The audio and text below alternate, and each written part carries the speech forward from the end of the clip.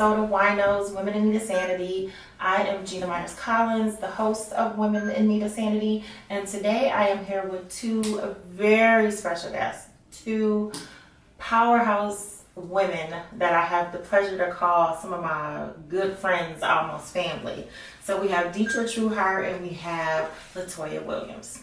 So thank you so much for joining us, and I have to give their bios. Now, I usually don't do this, but for these two, I actually sat down and I had to write things out, but because I'm getting old, I had to put them on notecards. So, first I'm going to start with Toya. So today's guest is not only a total boss entrepreneur, but also one of my good friends for almost 13 years. It's been that long. She's the founder of a successful conference planning business with Helms Briscoe. She helps corporations, associations, and sports teams find safe and affordable hotels and venues. Wait, and I also have to mention that she is the queen of unforgettable girls trips, okay? And I've been on a couple. When I tell you they're fun, they are fun. Also, 5 years ago, which I thought it was 6, 5 years ago, she took a leap of faith, bet on herself, and started her own business. And she's been crushing it ever since. And let's not forget that together, we also foster Divas Wine and Dine, a monthly dinner and event combined with food, wine, charity, and a local female business owner. And we ran with that for an amazing 8 years. We did that for 8 years. I couldn't be more excited to have her here today to share her thoughts and her expertise. I want to give it up for my talented and fearless friend, Latoya Williams. Thank you, boo. So my next guest, she just is not a powerhouse coach, speaker, and driving force behind Trueheart Speaks Enterprises. She's also been my best friend since I was 15. And y'all noticed I said earlier I was old. So that's right, we've been together a long time and been through a lot together. And now at my wonderful age of 49, I can say she's still one of the most inspiring people that I know. She has dedicated her life to helping women and leaders get unstuck, find their clarity, and stop living for others so they can show up for themselves. Did y'all hear me that? So they can show up for themselves. Okay? No fear, no excuses. Whether it's through coaching, her membership community, or speaking, she's all about helping people step into their purpose-driven lives with no regrets. So again, I am extra excited to have my BFF and life's biggest cheerleader, Deetra Trueheart, with us to share her wisdom with us today. Now with these two, I have to make sure that we stay on track, because we'll start talking about something else and start getting anyway. We'll start talking about other stuff and getting into things and laughing and talking and things. So we're going to start off before we delve into our topic for today, which is the power of saying no without experiencing the guilt. So that is our topic. But before we get into that, we're going to do a wine tasting. Okay. So if you've never tuned into W.I.N.O.S before, how could you have a name like W.I.N.O.S and not incorporate wine in some way, shape, or form? So we always start with a wine tasting, or I'll throw it in here somewhere. So today we are tasting Apothic White. Apothic White is a white blend that is put out by Ernest Gallo, I believe it is. They have a whole Apothic family. They usually have reds and different kinds of red blends. They have Apothic Crush, Apothic Red, so if they have a bunch of different types of Apothics. But these two right here are more of sweet wine drinkers. So I do take that into consideration. So I wasn't going to give them some Cabernet Sauvignon or something. And they'd be like, so before we taste it, just let you, I've made a couple notes on this. It's a light to medium bodied table wine. So it's easy. It goes down easy. You can pair it with like spicy stuff, pasta, seafood, which Toya doesn't like seafood, but it's budget friendly. So in Western New York, in this area, you can get it from $10.99 to $12.99. So that's pretty good, and it is more of a casual sipping wine for people who like a little bit sweeter. Question: is this part of the Gallo family wine? Yes. Okay. It is part So of it's an Gallo. extension of It's that a brand. yep. So Apothic is an extension of Gallo. Okay. So let's cheers. Cheers.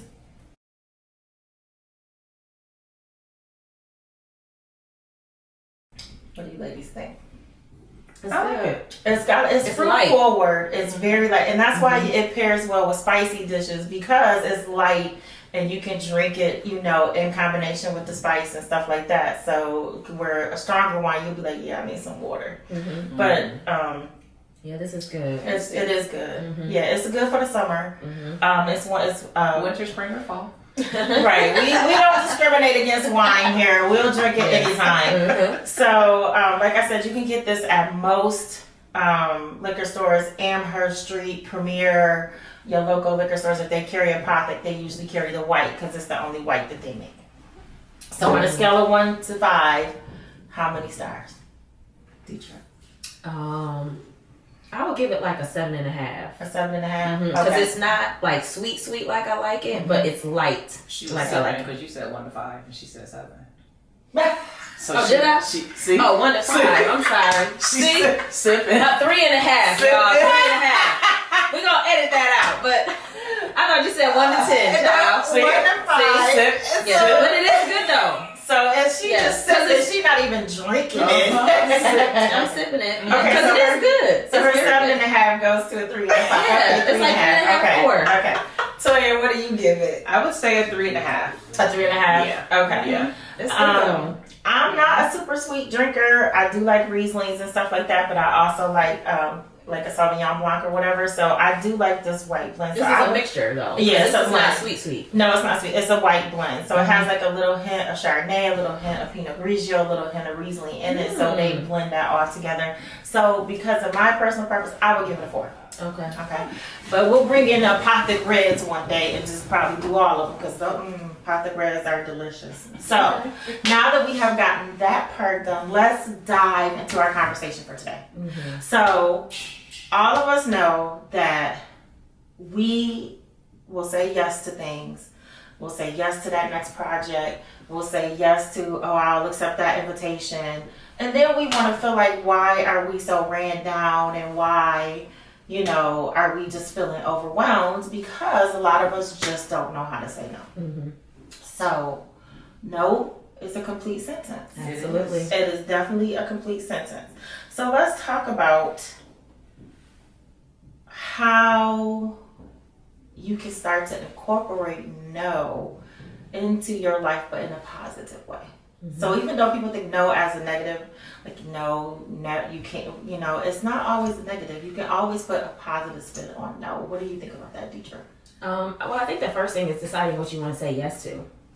I think a lot of times if you know what you're saying yes to or know what you want to say yes to, then no is not a negative thing, right? So, and I think sometimes it's really based in specific situations where we feel pressured to say yes. Because if by some chance, let's just say somebody asks you to do something and you know, like you're already committed to a thing, it's sometimes it's easier to say no, like, oh no, I have something to do. I think when either you don't want to do it, or you kind of have free space and you're like, dang, like I really was looking forward to doing something other than being busy.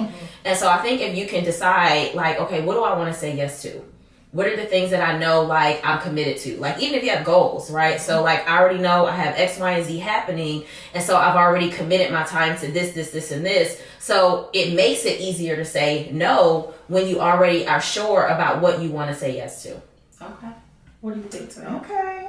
I think you have to change how you feel about that word. Mm-hmm. Because when you say no from a child on up, it's just it's a negative connotation. Mm-hmm. And so when you understand that no is not negative, it's just a response to a question, then you feel better about it. It takes a lot of work though. I think maturity, I couldn't say as many no's as I say now when I was 25, you know, but at this ripe old age of 47, no, period. And no Exclamation mark, but no explanation. That's There right. you go. That's it. That's right. Exactly. But you have your polite no, like Deidre said. You say no, thank you, but I can't. I mean, it doesn't necessarily have to be polite. It's That's just considered polite. it could be, but I think that's the thing. Like, I think no is no, right? And so I think when you pull the emotion from it, like she said, it's a response. It's just like yes. I mean, obviously you can be excited about yes, but think about how you can get excited about no. Like in these ages that we're in, like I get excited about saying no. I get excited about doing nothing. I get excited about not having a whole bunch of stuff on my schedule. I get excited about that. So I think you have to decide like, well, no, it's not negative. It's a response. And then I think you have to decide like, are you going to wait until you get exhausted and burned out to start incorporating it? Because I'm not sure if that's part of our conversation. We'll probably get to that, but it's different things. So I think polite, impolite, because some people, as polite as you can be, still can consider it impolite. As positive as you can be, people can still be like, oh, well, so you just gonna do me like that? You, like I said, no as nicely as I could. Like I can get it. Like if you want me to get, then you can have get a little to, gully you have with to it. transform to the firm no. Yeah. So you start out polite, you get some pushback, then it becomes the firm no. Yeah. Or like, how about no? the strategic no? Can I get back to you on that? That's gonna buy you. But that's my time. Right. That's gonna buy you. My no is already a no. Can I get back to you on that? Now, people, if you have a pattern of that and you don't get back to the person, then they gonna be like, oh, whenever Gina says she's gonna get back to me, it's just no. Right. Well, and that's funny you say that because I teach that. Because some people, and well, not only do I teach that, but it's also just a strategy for managing your time. Because a lot of times we give yeses without really looking at our schedule. We give yeses without really checking out what we have going on. And so then we've given what I call a resentful yes. Like you gave a yes when you didn't really want to say yes, or you just gave a yes and you didn't really look at what you have going on. It's all now you're double and triple booked. And so some of it is, you know, kind of strategic, but a lot of it is stop feeling pressured to say yes. Right? Sometimes the no doesn't necessarily have to be a firm, a polite, or anything. It's really like, I'm really trying to consider you. Like, I don't want to say yes to you, and then I got to renege because when I look at my schedule, I realize that I couldn't. Right. So it's I think that people are sometimes accustomed to no, comma. Because when you're a child and you're told no, you're like, why? Or then when you grow up or a teenager or in your early 20s, you still have that in your head. Like, it's never just no. You know, I mean, I can remember as a kid asking my parents for something, no, but why? And why can't I? Or now you're trying to switch it to a maybe and a possible. Right. To an impossible. and then how many times were we able to say no to our parents? Never. That's a whole culture shift. Well, I still don't say no to my mama. Well, I do.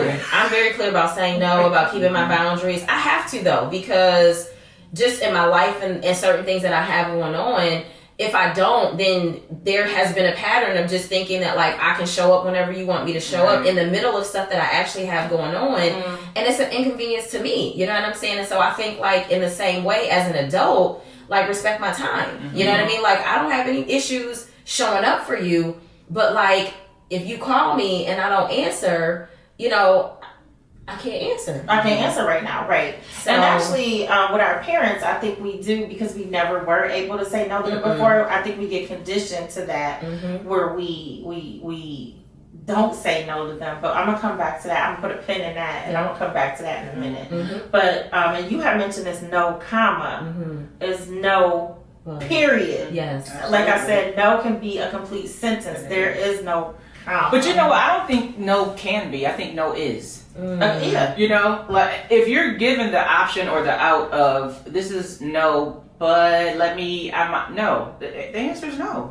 Right. And then how do you retrain yourself to feel not bad after you say no? We're gonna dive into that as well. That's a process too. Right. And like you were saying, is pressure. Like you get pressure because don't forget you have like expectations. Like you have societal expectations, you have expectations like you say from your parents, or you have expectations from your children, or you know, the only place that you can really not say no is at your job. But see, the two of you are your own bosses, so you don't have to. But me up in here, I work in human resources in corporate America. You know, if my boss come and say, you know, could you do X, Y, Z? But no, I don't feel like doing that right now. Like you can't.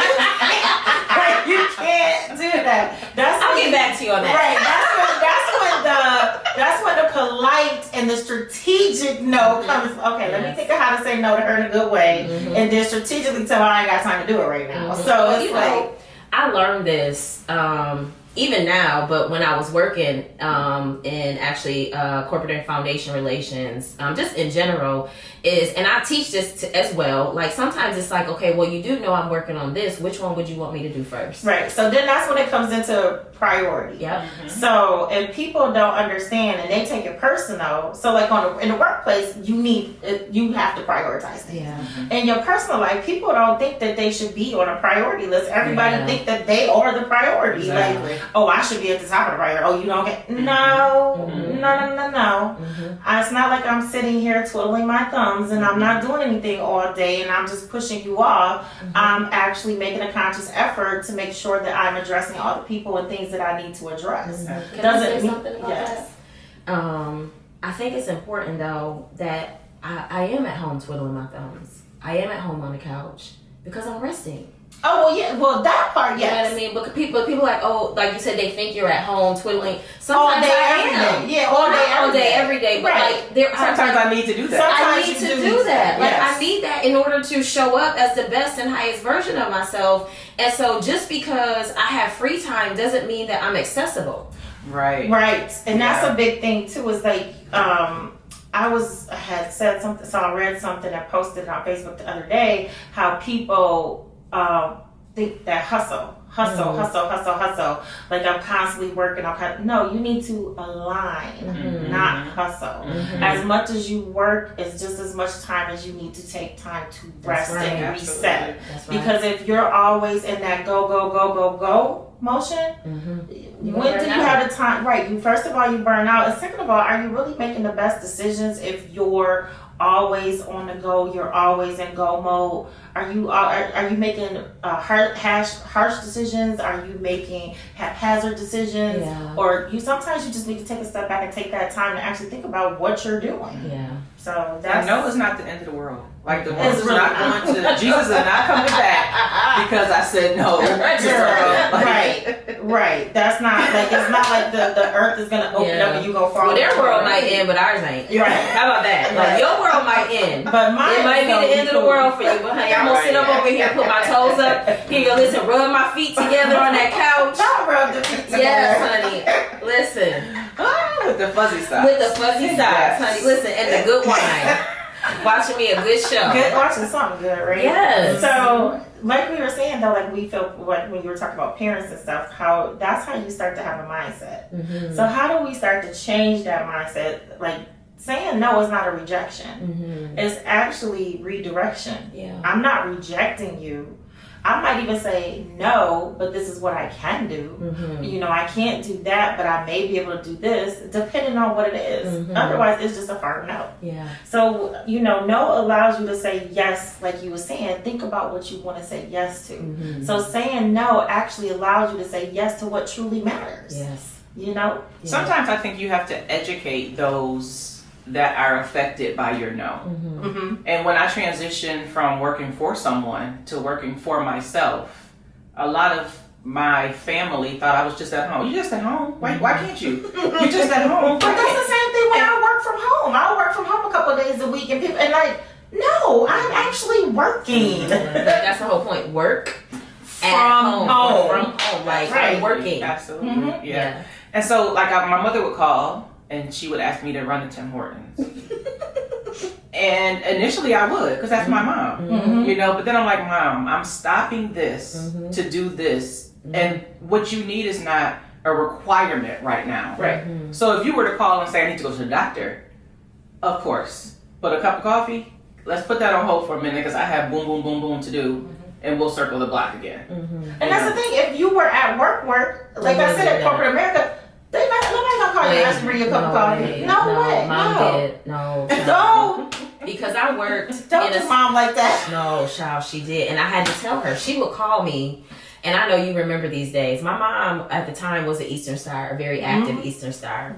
And they would have these reports that they had to do, monthly reports or annual reports. And she would call me and say, my report is due. Sometimes she literally would say, my report is due tonight. I need you to type it. I'm at work, woman. What do you mean?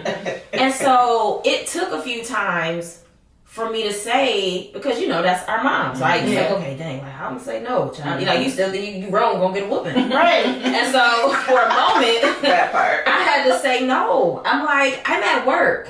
Just because I actually sit behind a desk, like I'm not moving. So like my mom worked for NFTA, so she was a bus driver, and she worked for the Metro Rail, so she was a ticket inspector. So when you do those kind of jobs, people expect you not to be available, right? When you're physical, it's physical. But when you're sitting behind a desk, you're at a computer, you're doing work, people just assume you actually really have time. She will call me and ask me to do reports. And I was like, and so I finally had to say, I can't do it. What do you mean you can't do my report? I said, I'm working. I said, and not only that, you want it tonight, which means I have to stop doing what I'm doing, which is what I get paid to do what you want me to do. I said, I don't mind doing it. I said, but I need you to be a little bit more considerate. I said, if you want me to do it, you got to at least give me a week. Like, you got these reports. Like, don't just assume because I'm your daughter that I'm going to drop everything that I'm doing and do this report. Right. And so, no, child, she would call me at work. And sometimes she would call me and at that time, y'all remember Montel Williams? The Montel Williams show? She would call me and she'd be like, did you see the Montel Williams show? And then as they got older, once the shows started giving stuff away, I need you to go to the WWW and they got this free thing and order it for me. Mom, I'm at work. So no, my mother was the exception of those who, she didn't care, child. She was retired, so she was calling and she was watching her TV shows and she needed stuff. So I had to, at that point, set up those boundaries and teach her, like, I can do it, but you got to be okay if I can't, because I was a grant writer at the time. So I had deadlines, right? And some of them went beyond my work time. So if I'm working on something, even though I might get off at 6, I might still be working till like 8 or 9. So my mom, honey, she was calling on the job. And see, that's where that was going to be my next point, is that you have to set boundaries, because boundaries will actually protect your relationships. Absolutely. And it will keep from causing resentment. You know what I mean? So you have to set those boundaries. You have to put them out there, and then you have to make sure you have to follow through with them. That's a big thing. People will go through and try to set boundaries and stuff, and then bend it. Well, okay, I'll do. No, once you set those boundaries, you have to stick with them. You have to stand. Because if you bend it, child, listen, you ain't like my kid, child. If it's bent, it's forever bent. It's gone until you have to straighten it back up and say no. But once you set it, you find with ease that people can understand the boundary, and you have to give them permission to figure that out. You can't take on that person, that like the emotion of it. And like Toya said, like, it takes time. You're gonna feel guilty the first couple of times. Probably the first 10 times. It might be the first 100 times. Especially if it's somebody you love, somebody you care about, somebody you actually want to support. You do feel bad. You're like, dang, like, can I actually do it? Like, can I fit it in? Like, your mind is telling you that, but you literally have to hold fast. Like, have those conversations, child, in your head. Have those conversations in the shower and in the bathroom. Listen, I do that all the time. Like, if I'm upset with somebody, or say I have like a disagreement with somebody or something like that, or just something that I will have a whole conversation, and I'll be like, am I crazy? Am I the only person that does? I done had a whole entire, I done thought about what that person was. Well, if they say this, then I'm gonna say that. Okay, but what if they come back and say this? Okay, well, I'm gonna be prepared to say that. Like, it's a whole soap opera in my head. And then sometimes it's just easy. Like, I didn't rehearse all that. And then I didn't even say that. Right. But that's my personality. I done rehearsed and prepared for all kinds of scenarios. And then sometimes when I get into it, it'd be like, oh, that was it? Like, you okay with that? That's okay. Okay, all right, we can move on then. So I do, when you brought up, I do want to talk about the guilt factor. Okay. So, as you said, like, if you say no to people, sometimes you feel guilty or whatever. So when it arises and you do feel guilty, what's some suggestions you guys have for managing that? To manage that. Toya probably don't feel guilty at all. She's like, she's gonna take her silver. Right. She's doing a wine tasting check-in over here. She's like, okay. But really, I think the bigger thing is give yourself permission to feel feels. Like, there's nothing wrong with you for feeling guilty. Like, you're human, and if you didn't feel guilty, like, that sometimes that's their personality. Like, that's her personality. She's like, I don't care. I don't. You'll figure it out.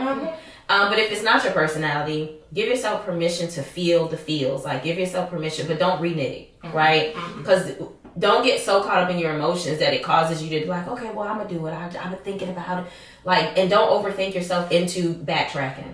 Right. But give yourself permission to feel. I think the other part is to know that you're gonna feel guilty, right? Know that there are emotions that come on the other side of the no. If you've not been raised to say no, if you have not been conditioned to say no, like if this is something new, like with anything, you got to give yourself time and grace and space to be able to kind of work through it, and just know, like, it gets easier with time. It's not something that you just be like, I said no and I feel good about it. No, like you like, I feel horrible. And sometimes it's the self-talk. Like how you said you have these conversations in your head. You know, I said no, and then it's like, oh, they're probably going to be mad. They're going to be upset. They were dependent on me. Okay, well, let me feel all the feels, and then let me put that in a box and move on to the next. Because if you keep dwelling on that, you should have just said yes. Right. Like, because I'm sitting at home. I could have been at the event for 2 hours, because now I'm... Right, and that's the thing. If you're gonna, like you said, feel the feel, but don't stay in it. Right. Don't sit in that pocket. You know, think about it, get that little bit out, whatever. But that's how the no becomes easier to say. Right. When you start to train yourself that, okay, it's okay to feel this. You know, there's a reason why you're feeling this. Sometimes when you say no to somebody, you don't feel anything. It's like, well, am I really connected to that person? Like, you know? Okay. You like, next. Just saying. Like, I said no, and that felt good. Okay. Moving on. But I think the no's that to the people we're connected to are where we have issues with boundaries. And that's I don't think we have issues saying no to people we don't have relationship with. Right. Or like if you're doing a business deal or whatever, and the answer is no, you move on. You don't feel no kind of way about it. It's really people that you're in relationship with, and like you said, boundaries, as they say, boundaries protect you and them, right? And so when people understand that it's not a rejection, but it really is to help me show up as best as I can for you. But if I continue to let you take as I give, and there are no boundaries, then at some point I'm depleted and you still taking. So and my thing is, you both know I always want to give 110%, no matter what the situation is. So if I'm, telling you yes to something and I'm not my full self and I can't give I'm gonna feel more guilty about that and not showing up at 110% as opposed to me saying no and I just can't do it. So you have to think about that as well. When you showing up, you gotta show up, because I show up and show out. And as Deetra said, it is relationship based. And the more you get to know someone, the more you understand where that no is coming from. Like when I first started working with Deetra and I would say no, I had to give an explanation because she didn't know me that well. Now she's well aware of what the no means, because I got 10 other things and no, we're not doing that. And we're good. And I'll call you later and we're gonna be fine. Yeah, when she tell me no, I just do this face right here like okay. And we're still friends. For 13 years to say. And we're, we figure it out. And we didn't take it personal though, right? Like I think when you love, and I think it's a different space, right? And when I tell people like takers gonna take, those are the ones that you really have to pay attention to, because those are the ones who make you feel bad. Those are the ones who, like, even if your feelings is hurt, you're like, well, dang, you told me no real quick. But I love you. I'm walking away. But, like, that was a quick no. Like, I asked a question. You ain't even think about it. And she like, I'm going to call you back. I'm like, bye. But people who don't get you, right? Or don't know you, or who don't want to, right? They know you, right? Then we have, like, friends, family, whoever, right? People who are connected to us, but it is a one-sided relationship. Most times when they're asking certain things, it's like, well, they're mad, not because they care anything about what you can't do, but they care about the fact that you can't do it for them. Right. And I think those of you who are listening, pay attention to the patterns of the people you are in relationship with, because it will show you who you really need to continuously say no to, and those who actually respect and who get it. Pay attention to that, because the signs are all over. I think we try to ignore the signs with the self-talk and the overthinking, and because we're emotional and because we want to give and we love to give and it just gives us pleasure to give, and we just we go into all of that. But pay attention Like really pay, like when you start paying attention and you start seeing how people respond and you start seeing like certain things, you're like, oh, you one of them. One of them. Or when you keep giving out a yes and they're giving you a no back. Like, would you call me last minute and ask and I'm calling you with 2 weeks notice, and you just said no. And that's the thing. Like, we know we are planners, so like emergency is not mine, right? Like, just because you pushed up against the wall or whatever, you procrastinated and waited till last minute, and you need something. I'm not. Right. And when those situations come up, that's when you really need to set the boundaries and let go. And they'll figure it out and they'll learn. Right. So you'll learn next time. You better let me know. Like, you need to plan better, make just better like my decisions. mom, she started calling me a week ahead of time. I'm serious. She did, and let me tell y'all, it ate me up to have to tell her no. Right. Because it's like, why are you doing this to me? Like, you know I'm at work. Why? And so, but after a while, she would call and she'd be like, hey, I got my report coming up. You know, and she would change her language. Like, and here's the other thing, you have to teach people also how to ask you for things. Because some people are like, okay, I need you to do. Were you talking to me? Were you asking or were you telling? Right. Like, you know, and so you have to teach people how to even talk to you and make their requests. And so she would say, hey, I have my annual report is coming up, or monthly, whatever the report was. She was like, it's due next week. She was like, do you have time? And I think the first time she said it, I was like, let's learn a new thing. Okay, see, now that leads me to what I was about to say about the positive outcomes of saying no. So from you saying no, what did it do? It improved your mom's time management and reduced your stress and hers. So you have to, when you start to say no to people, you and her expectation, because if I said no, she wasn't upset because I may have had work. If the answer was not always yes. So here's the other thing. The answer is not always going to be yes, even when people call you in advance. True. Right? And so even with that, the expectation was also, she didn't expect me to say yes, but if I said no, she wasn't upset if I had something else going on. Right. Yes, that was good. Yeah. And then in addition to that, it increases the respect somebody has for you. Like, I'm setting my boundaries, I'm sticking to it, you know. I think it starts a whole level of respect that maybe they didn't. And like you said, it did increase the respect because it started out as, I need you tonight to do you have time to? Can you? Can you? It was 2 weeks in advance. Right. Yes. Do you have time? It went to, I need this, and can to, do you have time? Can you do this for me? Yeah. So it changes the whole dynamic of the relationship, and that's why people just don't understand that power that no has. Yeah. So let's delve into some tips. We've gotten into some of them, but some tips to give people confidence and to help them into saying no.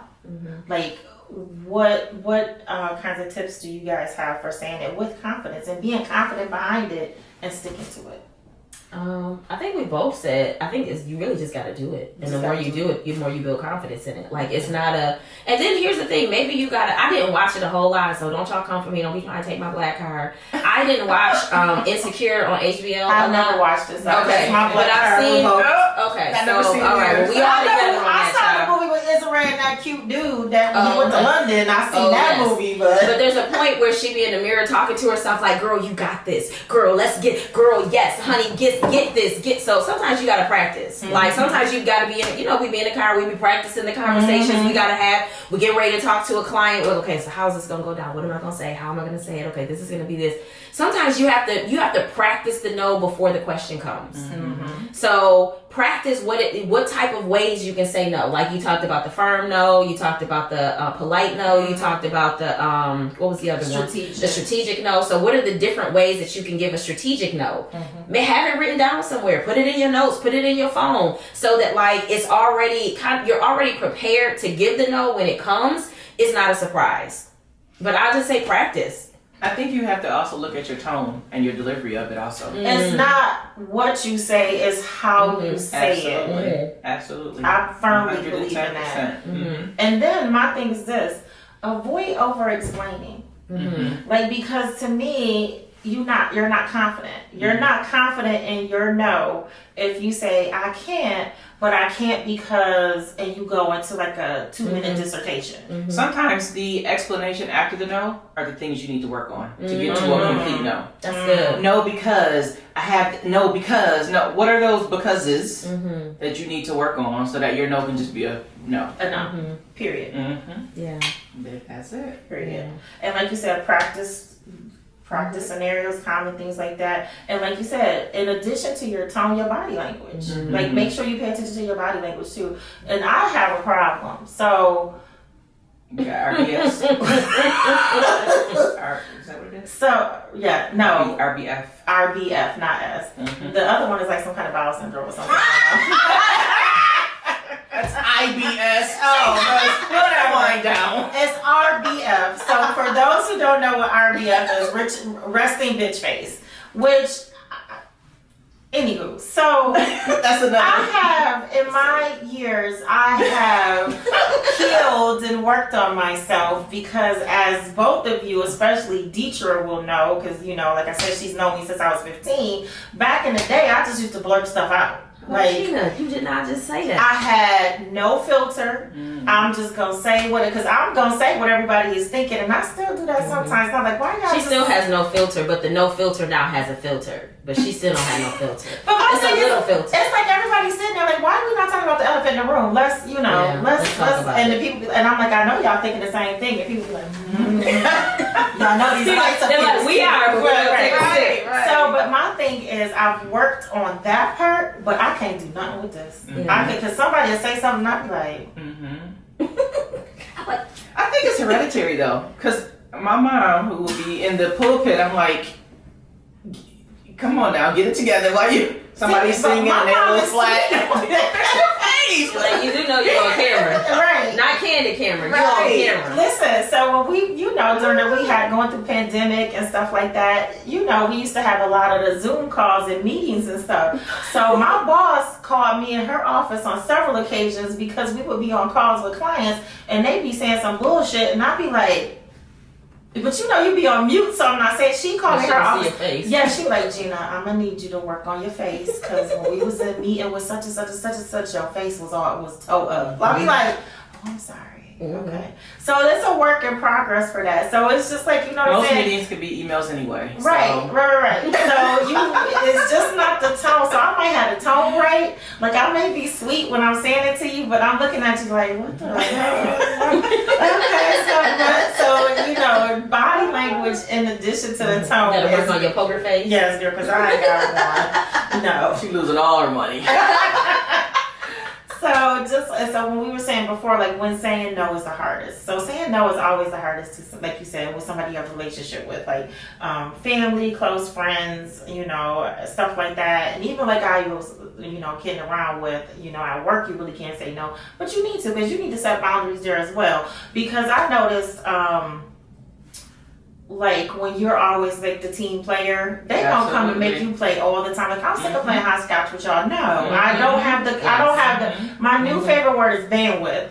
I do not have the bandwidth. Margin. That's a new one too. Yes, I do not have the bandwidth to take on that. But when people realize that you're always a team player and you are like, okay, I'll help you or Or whatever. a team initiator. They're Right. Like, oh, well, you be the lead. You can take care of that. Oh, you talk really good. You be the one to go out and give the No, so presentation. you have to be assertive there as well. Like you gotta set boundaries and be assertive. But like you said, setting boundaries with family members, loved ones. The only one I've never had a problem with setting a boundary with is like a significant other. Like I'm gonna tell him no, no. I don't know why I got that. But other close family and friends, it's like it's hard to say no. But setting those boundaries is so important. Yeah. And so I was saying we was gonna put a pin in it, but people don't realize that saying no is actually a part of self-care. It is a big part of self-care. Like you said, when I might be at home twiddling my thumbs and not doing nothing, but that's part of my reset. Yes. That's part of my self-care. Like I'm going to take that spa day. I'm gonna sit. Man, I live for days that I don't have anything. Yeah, me too. Anything to do. And I'll be looking at my calendar and I'll be like, oh my God, it's a day and there's nothing on here. And people be calling. But some people fill it up. They're like, oh, there's nothing on this day. Let me. Absolutely not. But that's the other thing. I used to stop telling people when I had days off, and this was specifically when I was like working my 9 to 5. I would take I wouldn't tell nobody I had off, or I wouldn't tell anybody that I had a day off because oh okay, I won't tell nobody. But yeah, child, like for some of y'all, you need to just take the day off and then use your PTO. Child, that part. The way my pizza, y'all already know. That like when I was saying like the girls trips and stuff that Toya put, I'll be sitting at my desk like this. Okay, so if I this is a holiday weekend. So if I add the holiday to that, but you know what? I might have some sick days. So I'm gonna say I'm sick the day before, so then I can pack that day. Like no, I am that person. If you gonna give me some PTO, honey, Gina gonna use it. I'm gonna use down to the hour. I'm like, I got 1.8 hours attendance award. I get into arguments with family members like that. I'm like, you have 600 hours. Give them to me. That you just donate them to me. And if something, God forbid, happened to you, your spot will be filled tomorrow. Yeah. And that's the thing. And some places you can't roll them over. So like, when are you actually gonna? You're like, you can take. Let's just say you can take 300 hours. What are you doing with the other 300 hours? Right. You're going to lose them. Because most places only let you roll over 40. Yeah. So you losing out on all these. Honey, I don't roll over nothing. I'm like, we start over. January 1st. Girl, on December 26th, I'm sitting there like, ooh, child, PTO start over on January 1. Yes. So it's like that's all part of self-care as well. Like, you really need to, like, are you getting an extra, if you get extra merit or extra bonus or pay me out. Right. You say that I'm coming and showing up and doing all the things. I don't take the time. Yep. Pay me out. Yeah. And a lot of places, they definitely don't have payout. No. They do not have payout. And like I said, most times you can only roll over 40 hours. So take your PTO. Take the time. Please take your time. Please. Can I say something you said about boundaries? Yes. I think also when you were just saying like putting a plan together for saying no, like I think have like a plan around or start thinking about what are the boundaries that you need to uphold, right? So where are the spaces that you actually need to uphold boundaries, whether it is your self-care, like do you need to like have what I call white space on your calendar?